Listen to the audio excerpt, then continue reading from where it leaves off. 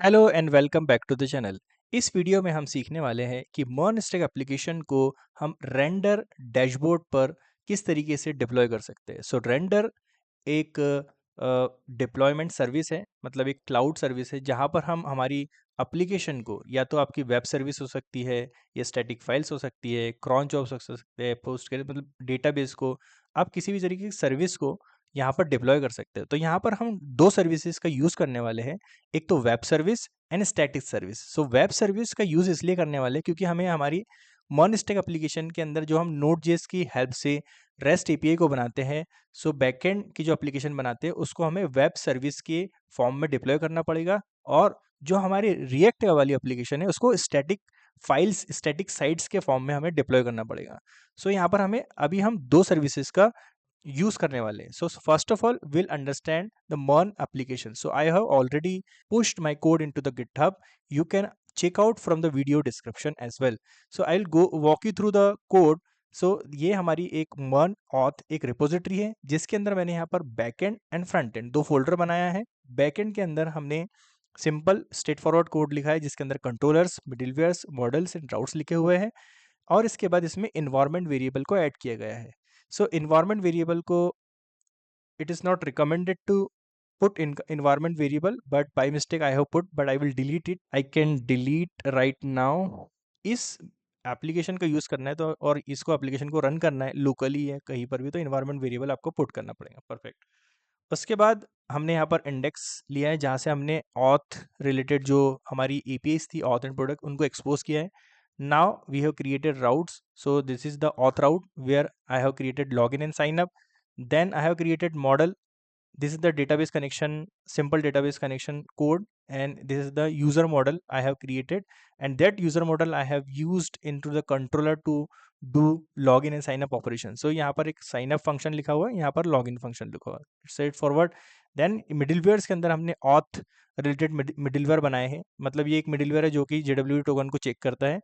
यदि ये JWT token right है, एक्सपायर्ड नहीं है, तो ये ऑथेंटिकेटेड और प्रोटेक्टेड रिसोर्स को फेच करने के लिए परमिशन देता है, otherwise it will reject the request. उसके बाद हमने एक दूसरा मिडिलवेयर बनाया है जिसमें हम वैलिडेशन ऐड कर रहे हैं, साइन अप एंड लॉगिन की जो बॉडी आती है उसको वैलिडेट करते हैं।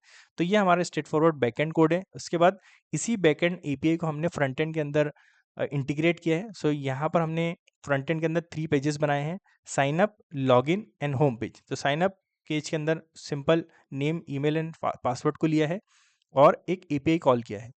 सो इस एपीआई को देखिए, यहाँ से जो आपको एपीआई यूआरएल दिख रहा है ये आया हुआ है यूटिल से, और यूटिल के अंदर हमने क्या किया है कि एक एपीआई को एक्सपोर्ट किया है जिसके अंदर हमने process dot env react app API URL.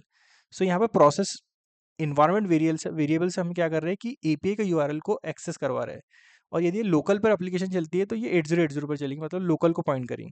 सो ये गुड प्रैक्टिस है, क्योंकि हमें यदि इन्वायरमेंट वेरिएबल को चेंज करना, मतलब यूपीआई यूआरएल को चेंज करना, तो हम एक ही प्लेस पे चेंज कर सकते हैं।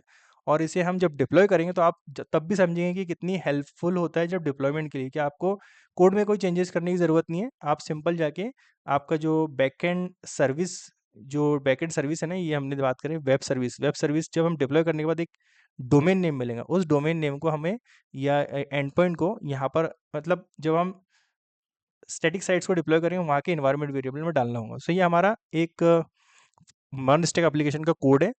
इस कोड को हमें डिप्लॉय करना है। सो अब हम आ जाते हैं रेंडर डैशबोर्ड पर। सो यदि आपने इसके अंदर साइन अप नहीं, ऑलरेडी अकाउंट होगा तो ठीक है, अदरवाइज आपको साइन अप करना पड़ेगा।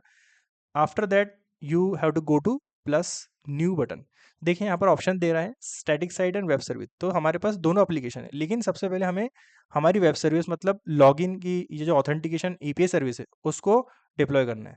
सो build and deploy from git repository, yes I have to take a help of git. देखिए यहाँ पर मेरा ये प्रोजेक्ट है, उसको मैं कनेक्ट करने वाला हूँ।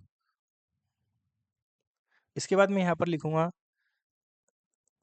एपीआई, और इसका रीजन मैं सिंगापुर सेलेक्ट कर सकता हूँ, मतलब आप कुछ भी सेलेक्ट कर सकते हो, नो वरी इन दैट। उसके बाद आपको यहाँ पर बैकएंड सेलेक्ट करना है, क्योंकि आपका जो नोड जिसका कोड है, बैकएंड का कोड है, वो बैकएंड फोल्डर के अंदर है, इसलिए हम इसको बता रहे हैं कि आप बैकएंड के अंदर, नोड बैकएंड फोल्डर के अंदर जाकर npm इंस्टॉल वगैरह जो भी कमांड है उसको रन करिए, और हमारा रन टाइम नोड होने वाला है। इसके बाद हमें यहाँ पर npm इंस्टॉल करना लिखना है यहाँ पर, npm install. After that we have to write npm start, right. And हम यहाँ पर फ्री जो है टीयर लेने वाले हैं। उसके बाद हमें यहाँ पर इन्वायरमेंट वेरिएबल को ऐड करना है। सो इन्वायरमेंट वेरिएबल को ऐड कर लेते हैं हम बैकएंड के लिए। सिंपली मैं यहाँ पर जाता हूँ और यहाँ से इन्वायरमेंट वेरिएबल को कॉपी कर लेते हैं और यहाँ पर ऐड इन्वायरमेंट वेरिएबल यहाँ से पेस्ट कर देता हूँ और उसे ऐड कर लेते हैं। देखिए हमारे इन्वायरमेंट वेरिएबल ऐड हो गए हैं। क्रिएट वेब सर्विस, यदि हमारा कॉन्फ़िगरेशन पूरी तरीके से सभी सही है, so with in a minute हमारी एप्लीकेशन डिप्लॉय हो जाएगी और हम इस आई थिंक इस यूआरएल का यूज़ करके, इस डोमेन का यूज़ करके हमारी जो बैकएंड सर्विसेज को एक्सेस कर पाएंगे। और इसी यूआरएल को हमें फिर रिएक्ट के कोड में इन्वायरमेंट वेरिएबल में पास करना पड़ेगा और रिएक्ट का कोड इस एपीआई को एक्सेस कर सकते हैं। देखिए यहाँ पर डिप्लॉयमेंट चल रहा है। सबसे पहले ये क्लोन करता है प्रोजेक्ट को फ्रॉम द गिटहब, देन उसके बाद npm install, then npm run commands को रन करता है। देखिए यहाँ पर एक मैसेज प्रिंट हो रहा है, server is running and MongoDB connected. It means जो हमारी वेब सर्विस है वो सही तरीके से डिप्लॉय हो चुकी है और यहाँ पर एक ग्रीन मार्क भी आ रहा है जिसमें लाइव दिख रहा है। अब आप इस यूआरएल का को कॉपी कर लेते हैं और इसको यहाँ पर हम हिट करते हैं। यहाँ पर देखिए कोई आउटपुट नहीं आ रहा है, लेकिन मैं यहाँ पर लिखूँ अगर स्लैश पिंग तो मुझे पोंग आ रहा है। इसका मतलब हमारी जो सर्विस है वो पूरी तरीके से सही तरीके से डिप्लॉय हो चुकी है। Now we have deployed the API service. Now अब हमें क्या करना है, फिर से प्लस बटन पे क्लिक करना है, देन स्टैटिक साइट का यूज़ करना है और यहाँ पर इसी प्रोजेक्ट का यूज़ करना है क्योंकि हमारा दोनों की दोनों project back and front end इसी रिपोजिटरी में कनेक्ट करेंगे। इसे कनेक्ट करने के बाद यहाँ पर हम लिख सकते हैं यूआई और मेन ब्रांच होने वाली है और इसके अंदर हमें लिखना है फ्रंट एंड और यहाँ पर हम लिखते हैं npm install and npm run build, क्योंकि हमें यहाँ पर बिल्ड भी बनाना है जो कि बिल्ड फोल्डर से बनेगी। यहाँ पर हम सिंपल इस फोल्डर को बताएंगे कि इस फोल्डर के अंदर जो बिल्ड बनी है, स्टैटिक असेट्स जनरेट हुए, वो इस फोल्डर के अंदर है। तो रेंडर जो प्लेटफॉर्म वो क्या करेगा, यहाँ से हमारी वेबसाइट को सर्व करेगा। सो यहाँ पर हमें इन्वायरमेंट वेरिएबल देना है। Yes, we have to give environment variable and we have to give this URL as a environment variable. ये बैकएंड का यूआरएल है हमारे। सो इसको हम यहाँ पर वैल्यू में देंगे और इसकी जो की होने वाली ये यहाँ से हम कॉपी कर सकते हैं। सो इसकी की को मैं यहाँ से कॉपी कर रहा हूँ। उसके बाद हम सिंपली क्रिएट स्टैटिक साइट पर क्लिक करेंगे।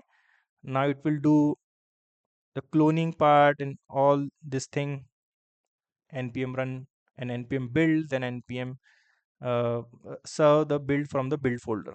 देखिए यहाँ पर सभी कमांड रन होने के बाद हमें एक मैसेज आ रहा है, योर साइट इज़ लाइव। इसका मतलब हमारी जो एप्लीकेशन है वो डिप्लॉय हो चुकी है। इस यूआरएल को कॉपी करेंगे, देन यहाँ पे पेस्ट करते हैं।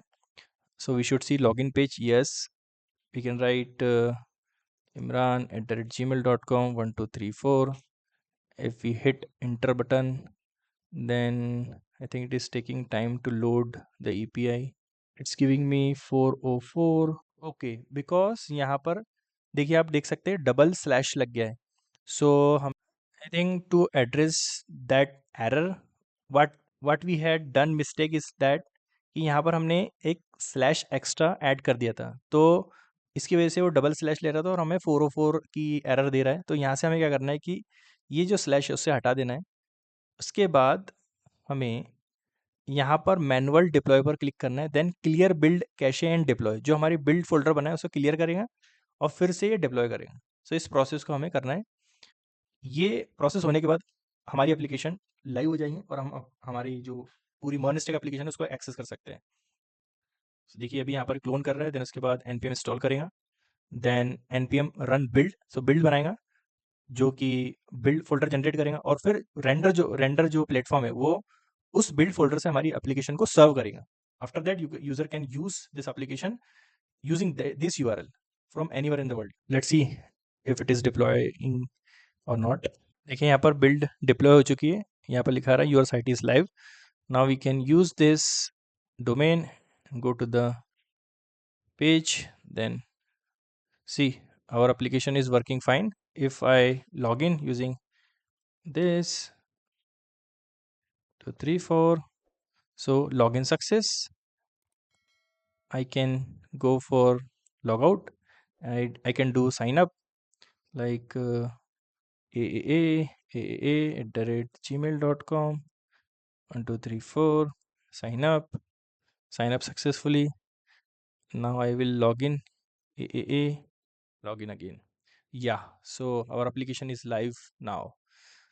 So देखिए गाइस, यहाँ पर कितना सिंपल तरीके से हमने हमारी मॉनस्टैक एप्लीकेशन को रेंडर जो प्लेटफॉर्म है उसके ऊपर डिप्लॉय किया है। यदि आप अपनी एप्लीकेशंस को देखना चाहते हैं तो यहाँ पर हमारा यूआई डिप्लॉयड है और यहाँ पर हमारी एपीआई डिप्लॉय है। जैसे ही आप अपनी रिपोजिटरी में आप कोई भी चेंजेस करते हो और वो मेन ब्रांच पर होता है तो ये एप्लीकेशन हम यहाँ पर डिप्लॉय कर सकते हैं। तो यहाँ पर जैसा आप सपोज़ आपने कोई चेंजेस किया एपीआई के अंदर और आप इसे डिप्लॉय करना चाहते हैं तो यहाँ पर लिख सकते हैं डिप्लॉय लेटेस्ट कमिट। जैसे आप डिप्लॉय लेटेस्ट पे कमिट पे क्लिक करेंगे तो आपका जो भी कमिट होगा वो यहाँ पर डिप्लॉय हो जाएगा और विद इन अ मिनट आपकी एप्लीकेशन लाइव हो जाएगी। So this way you can deploy your मर्न application on render platform. So guys, if you like the video, please like the button, and guys share this video with your friend, and if you did not subscribe the channel till that time, please subscribe the channel. So इस video में इतना ही, मिलते हैं next video में, तब तक के लिए गुड बाय।